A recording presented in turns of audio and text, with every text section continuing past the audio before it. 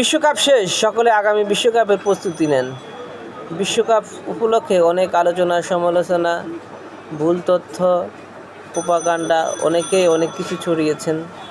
যাই হোক, এই প্রোপাগান্ডা থেকে এবার কিছুটা হলেও রক্ষা পাবো আমরা। আর্জেন্টিনা গত রাত্রে হেরেছে, তারা চ্যাম্পিয়ন হতে পারেনি, সেজন্য মন একটুও খারাপ না। আমি খুশি হতে পারি নাই, কিন্তু মন খারাপ হয় নাই। কারণ হচ্ছে একটাই, গত রাত্রে আপনার আর্জেন্টিনা যেভাবে খেলেছে, আসলে চ্যাম্পিয়ন হওয়ার জন্য এই খেলাটা আসলে যথেষ্ট না। আর্জেন্টিনা, লিওনেল মেসি আসলে হয়তো তার শেষ বিশ্বকাপ, তারপরও বলা যেতে পারে না, কারণ তার বয়স 39। আমরা দেখেছি 43-44 বছরের খেলোয়াড়রাও বিশ্বকাপ খেলে। এখন আগামী বিশ্বকাপে কী হতে যাচ্ছে সেটা আমরা বলতে পারবো না। তবে এই বিশ্বকাপের অনেক তারকাই আগামী বিশ্বকাপে থাকছে না, এটা সত্যি। অনেকে হয়তো বা ইনজুরির কারণে বাদ হয়ে যাবে, আবার অনেকে পারফরমেন্সের কারণে বাদ হয়ে যাবে। আর্জেন্টিনা দল যেভাবে খেলেছে, কামব্যাক করেছে, আসলে এটা সাধারণ মানুষের জীবনেও একটা অনুপ্রেরণা হতে পারে। প্রত্যেক ম্যাচে তো একটা মানুষ সফল হতে পারে না, বা একটা দল সফল হবে না।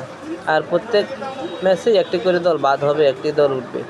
ফাইনালে দুটি দল খেলবে, একটি দল জয়লাভ করবে, একটি দল পরাজিত হবে।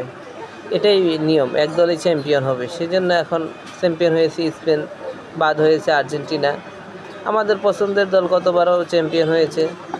আমাদের আর চাওয়া পাওয়া নেই। যে একটা আক্ষেপ ছিল যে লিওনেল মেসি এত ভালো খেলোয়াড়, এত সর্বকালের সেরা খেলোয়াড়, তার নামের পাশে যদি একটা চ্যাম্পিয়ন না থাকে, তাহলে সেটা আফসোসের বিষয়। আর আর্জেন্টিনা 36 বছর কাপ জিতে নেয়, সেটাও আমাদের আফসোসের বিষয় ছিল না।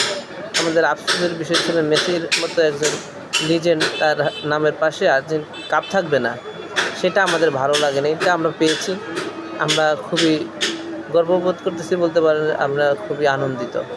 এই বিশ্বকাপে আর্জেন্টিনা যেমনই খেলুক, আর্জেন্টিনা অনেক ভালো খেলেছে অনেক দলের থেকে। আপনারা যদি দেখেন, ব্রাজিল 31 নম্বর র্যাঙ্কিংয়ে থাকা দলের সাথে তারা পরাজিত হয়েছে, তারপরেও তাদের কি একটা অবস্থা। আর আর্জেন্টিনা হেরেছে কার কাছে? যাদের র্যাঙ্কিং 3, আর্জেন্টিনার র্যাঙ্কিং 2, সমপর্যায়ের সাথে। তাহলে এখানে লজ্জা পাওয়া বা হতাশ হওয়ার কিছু নেই। ধন্যবাদ সবাইকে।